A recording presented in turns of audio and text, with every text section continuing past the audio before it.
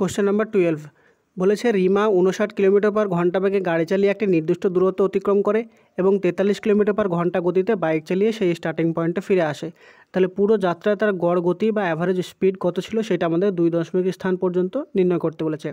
তো এক্ষেত্রে যদি আমাদের কোনো দুটি জায়গার মধ্যে ডিস্ট্যান্সটা সেম থাকে, ধরো এ থেকে বিতে একবার গেল এবং বি থেকে এতে একবার গেল, এতে যদি ডিস্ট্যান্সটা কোনো যদি চেঞ্জ না হয় তাহলে এক্ষেত্রে যাওয়ার স্পিড যদি এক্স এবং আসার স্পিড যদি ওয়াই হয় তাহলে অ্যাভারেজ স্পিড সেটা আমাদের হয় 2xy divided by x plus y. এটা হচ্ছে আমাদের শর্ট ট্রিক্স বা ফর্মুলা। তাহলে এখানে আমরা এই ফর্মুলাটা বসিয়ে দিয়ে অ্যাভারেজ স্পিডটা কাজে বার করব।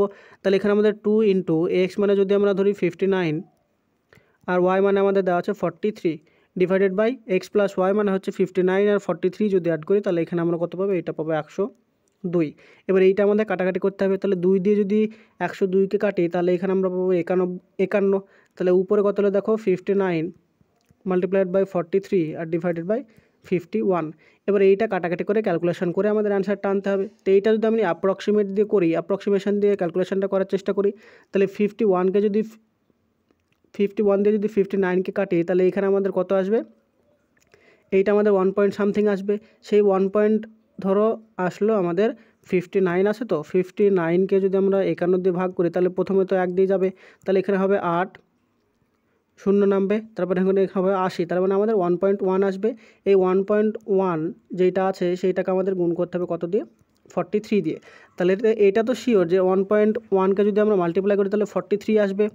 তাহলে 43 এর সাথে যদি আসে তাহলে 43 যদি আসে তাহলে 42টা আমাদের ক্যান্সেল আউট হয়ে গেল।